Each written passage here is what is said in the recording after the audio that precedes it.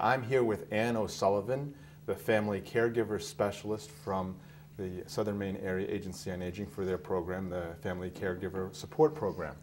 Thanks for joining us. To start off with, could you start to describe what the Family Caregiver Support Program is?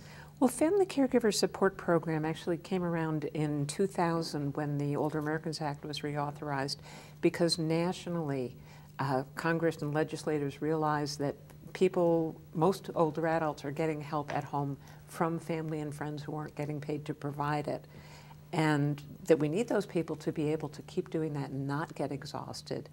And that a good way to approach that would be to put a program in place that would offer various supports to make it easier for people to continue to helping people they care about. What kinds of supports could they provide? The program national guidelines ask us to provide things like education, support groups, one-to-one support, information and referral, help accessing resources, helping people find ways to take a break. And then the federal government gave each state permission to implement it in ways that made sense there, and then the state of Maine did the same thing. So it's a statewide program in Maine, although each Agency on Aging's program looks a little bit different. Now, in the course of your job, you must meet a lot of family caregivers, obviously. Yeah. Can you just give some, not without giving anyone's name, but give some scenarios or stories of the kinds of supports families usually find themselves giving other family members? We find ourselves often working with adult children who are trying to help parents who may either live locally or live farther away. I think part of that has to do with the fact that boomer people like myself tend to look to see what services might be available to help. We also do work with spouses who are helping their spouses. We generally find those folks are a little slower to ask for help. Like there's an ethic of, I'm supposed to do this myself. So sometimes those folks don't come to us until they're somewhat more stressed and tired. But often it's people either looking for information about what might be available to help somebody they care about, or looking for support for themselves, or support for family members, or support for the primary caregiver if it's not the primary person calling us, to try to see what we could do to make it easier.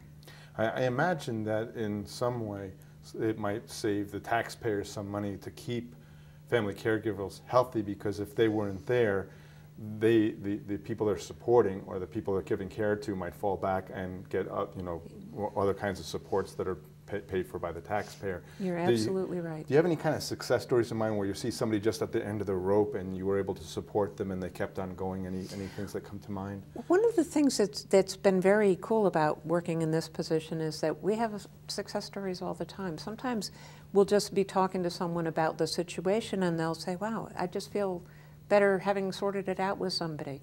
We often find that even simple things like acknowledging how hard somebody is working can make it's a big deal. What they're doing can make a big difference. We've had a number of people give feedback after classes, and right now we're doing, the state got a federal grant to do a series for people who are assisting someone with dementia. And it's a 6-part series, and it's being offered all over the state. And the feedback we're getting on that, for people saying how much easier this job feels. It's never going to be an easy job, but how much better they feel about it and how much more comfortable they feel interacting with the person who has the dementia and feeling like they're both having a better day has been really encouraging. That's great. Well, now, if I'm a family caregiver out there watching this and I want to know how to get your supports and your services, what would I do? The easiest thing is to just call your local agency on aging. In Maine, you can get that through the 877 Elders 1 number. If you're thinking about somebody elsewhere in the country, you can go through the Elder Care Locator. There's a website that's eldercare.gov, and if you put in the zip code or the town name anywhere in the U.S., they will tell you who the local agency on aging is, and these programs are all administered through agencies on aging.